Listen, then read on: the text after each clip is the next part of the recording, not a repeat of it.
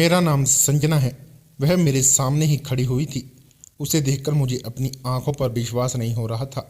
ऐसा लग रहा था जैसे मेरी आंखों का धोखा है। आखिर ऐसा कैसे हो सकता है? यह कुदरत की अजीब सी बनावट थी। कभी कभी हम अपनी आंखों से कुछ ऐसा देख लेते हैं जिसे देखकर हमारा शरीर काम करना बंद कर जाता है। मैंने भी अपनी आंखों से एक ऐसा ही हकीकत को देख लिया था।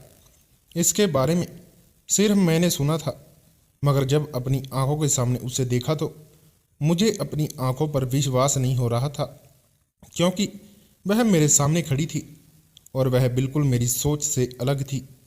मैंने तो सोचा भी नहीं था कि जैसा लोग उसके बारे में कहते हैं वो बिल्कुल ऐसी ही होगी।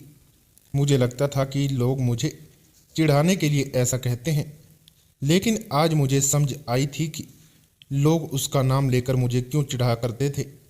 अब मुझे यह जानना था कि आखिर वह कौन सा कहाँ से आई है, उसका जन्म कहाँ हुआ था, उसका और मेरा क्या रिश्ता था।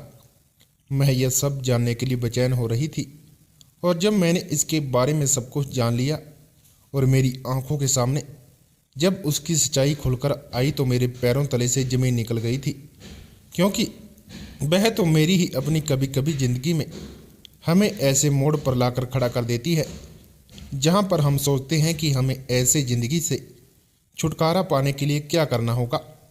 बहुत परेशान थी। मुझे अपनी ज़िंदगी से नफरत होने लगी थी। मेरा मन करता था कि मैं इस घर को छोड़कर भाग जाऊं, क्योंकि इस घर में मुझे सिवाय बेइज्जती के कुछ भी नहीं मिला था। मेरी माँ की किस्मत बहुत खराब थी। वह सारा दिन रोती रहती थी। इस घर में मेरी माँ के अलावा मुझे कोई भी समझने वाला नहीं था, मगर मेरी माँ को भी इस घर में कोई नहीं समझता था। मेरे पिता एक गरीब इंसान थे। वह मुझसे सीधे मुंह बात भी नहीं करते थे। उन्हें बेटियां बिल्कुल भी पसंद नहीं थी। ना जाने वह मेरी माँ से किस बात पर झगड़ा करते रहते थे, क्योंकि मैंने अक्सर देखा था कि मेरी मम्मी पापा कमरे में बंद होकर एक दूसरे से झगड़ते रहते थे।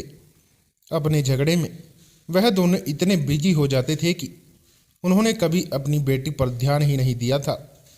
कभी कभी मेरी मम्मी का ध्यान मुझ पर चला जाता था।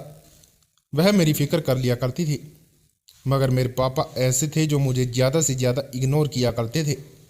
मुझे अपने पापा की इस तरह की बेरुखी बहुत परेशान करती थी। मेरी मम्मी चाहती थी कि मैं हाई एजुकेशन कंप्लीट करूं, मगर ऐसा करने के लिए मुझे मेरे पापा सपोर्ट नहीं करते थे। जब तक मुझे पापा सपोर्ट नहीं करते तब तक कुछ भी पॉसिबल नहीं हो सकता था, क्योंकि मेरी मम्मी तो जॉब नहीं करती थी और पापा को यह सब बात बिल्कुल भी गवारा न लगती थी कि मम्मी उनकी सैलरी से पैसे निकालकर मेरी एजुकेशन पर लगाई। मम्मी पापा की आपस में बिल्कुल भी नहीं बनती थी। बड़ी मुश्किल से मम्मी मुझे पढ़ा लिखा रही थी।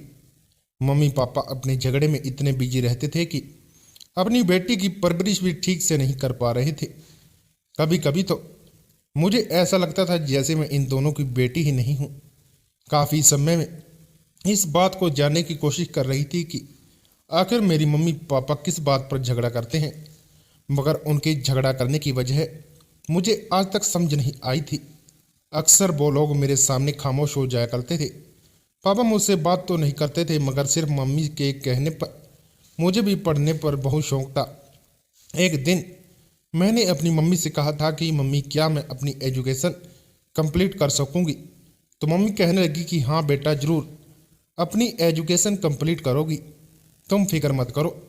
तुम्हारे पापा ऊपर से तलक जरूर हैं, मगर अंदर से उनका दिल बहुत नरम है।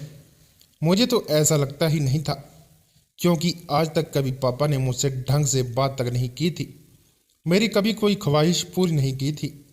उनकी बेटी किस बात पर खुश होती है, किस बात पर नाराज होती है, उन्हें यह जानने की भी कोशिश नहीं की थी। और ना ही वह मेरी मम्मी को ज़्यादा मुंह लगाते थे। पता नहीं मेरे पापा ऐसे क्यों थे। मैंने यही जानने के लिए अपनी मम्मी से कई बार इस तरह का सवाल किया था, तो मेरी मम्मी यही कहती थी कि दरअसल तुम्हारे पापा अपने बिजनेस को लेकर बहुत परेशान हो गए हैं, इसलिए बहुत चिड़चिड़ी मम्मी की बात को अच्छी तरह से समझ गई थी।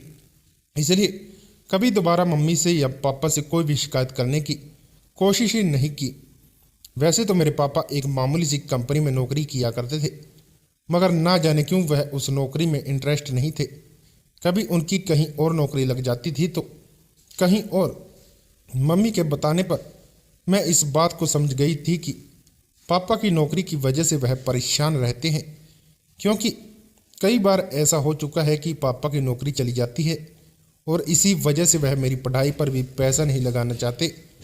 जैसे तैसे मेरी मम्मी ने मेरी पढ़ाई के लिए पैसा जोड़कर रख दिया था, मुझे इंटर करवाया था और फिर फाइनली मैं इतनी जवान हो चुकी थी कि अपना खर्च खुद उठाने लगी थी और बच्चों को ट्यूशन पढ़ाने लगी थी।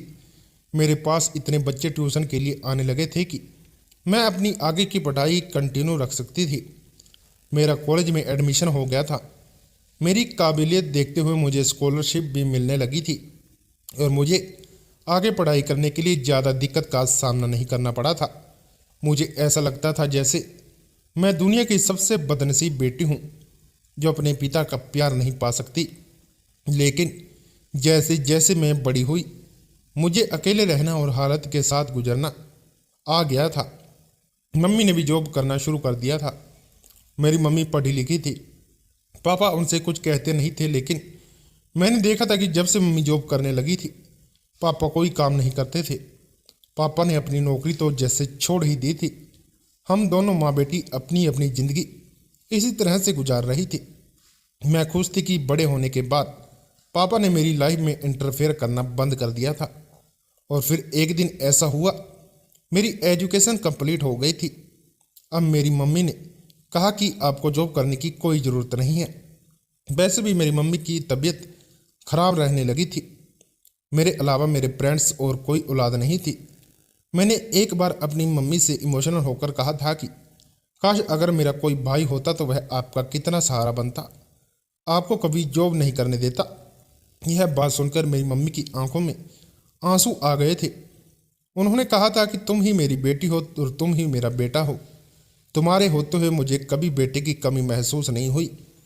मेरी मम्मी ने बताया था कि जिस समय मैंने जन्म लिया था उसके बाद उनको कुछ कॉम्प्लिकेशंस आ गई थी, जिसकी वजह से वह दोबारा कंसीव नहीं कर सकी।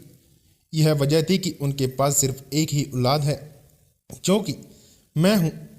मेरी मम्मी बहुत अच्छी थी। पापा अभी भी मम्मी के साथ रूखा सूखा बिहेव करते थे, लेकिन अब उन दोनों के बीच झगड़ा होना ख़त्म हो गया था।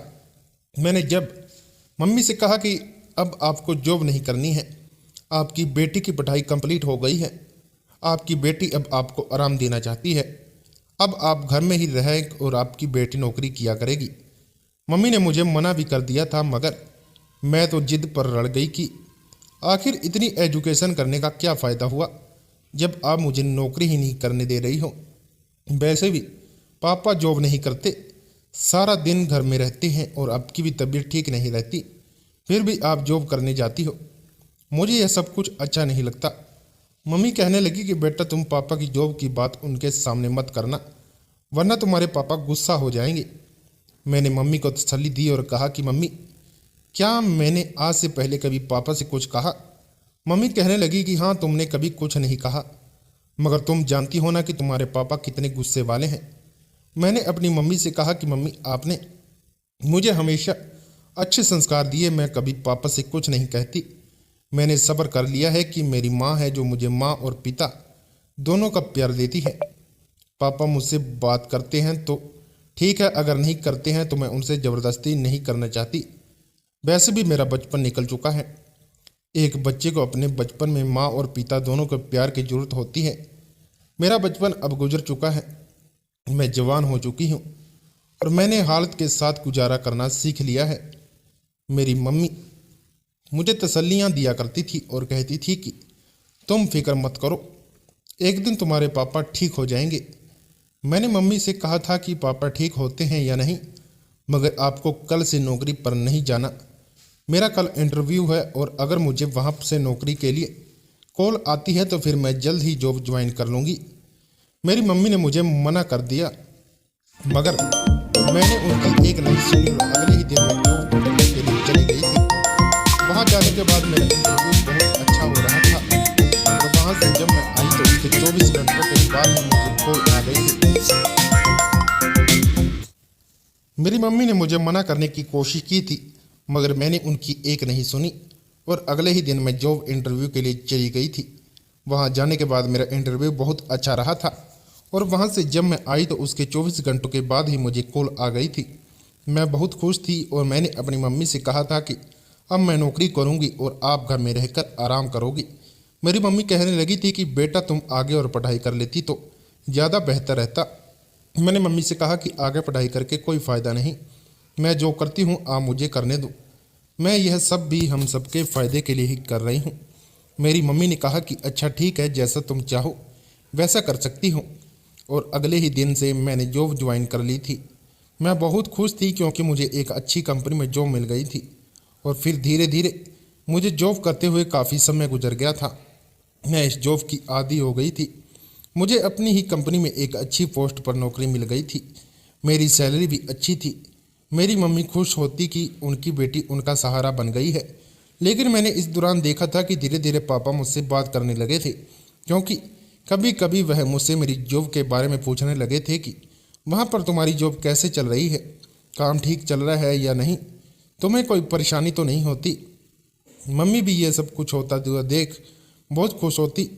हम दोनों माँ बेटी समझने लगे थे कि पापा के अंदर बदलाव आने लगा है। पापा को धीरे धीरे मेरी फिक्र होने लगी है। उन्हें यह रियलाइज हुआ है कि उनकी बेटी हूँ। पापा को अपने लिए फिक्रमंद होते हुए देखकर मैं बहुत खुश रहने लगी थी। मुझे लगने लगा था जैसे मेरे पापा मेरी तरफ से बेहतर होते जा रहे हैं और अब मुझे जॉब करते हुए काफ़ी टाइम हो गया था। मैं बहुत काबिल थी, इसलिए मेरा प्रमोशन भी कर दिया गया था। एक दिन मेरे बॉस ने कहा था कि हमें दूसरे शहर जाना है।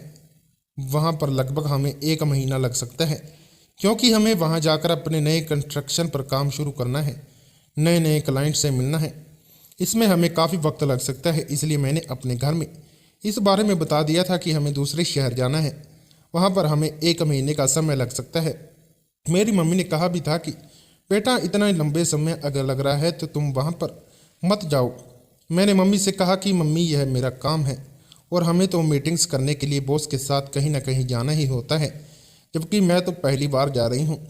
मेरे समझाने पर मेरे मम्मी पापा ने मुझे बॉस के साथ जाने के लिए परमिशन दी थी। बॉस के साथ सिर्फ मैं ही नहीं बल्कि हमारी टीम के काफ़ी सारे लोग थे और हम सब की जिम्मेदारी भी बॉस ने उठाई थी।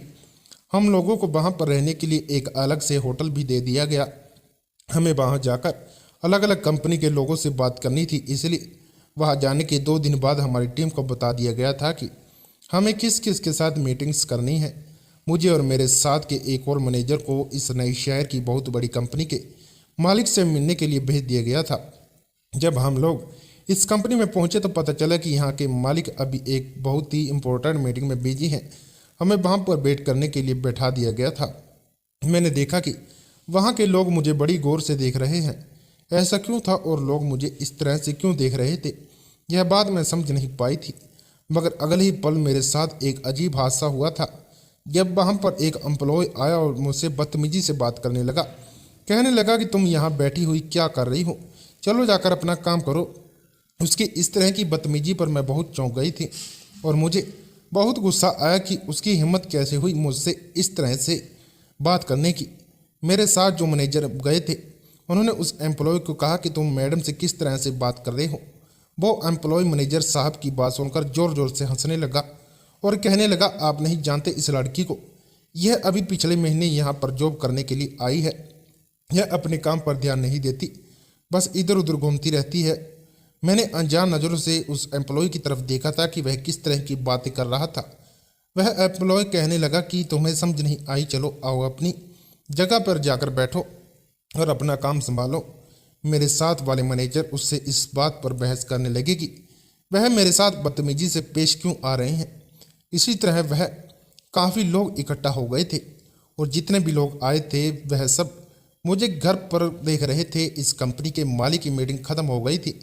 उनके सेक्रेटरी ने उनको जाकर हमारे बारे में बताया तो उन्होंने हमें अपने कैबिन में मिलने के लिए बुलाया था और उनको यह भी खबर दे दी गई थी कि यहाँ पर हमारी कुछ एम्प्लॉयज के साथ बहस हो गई है।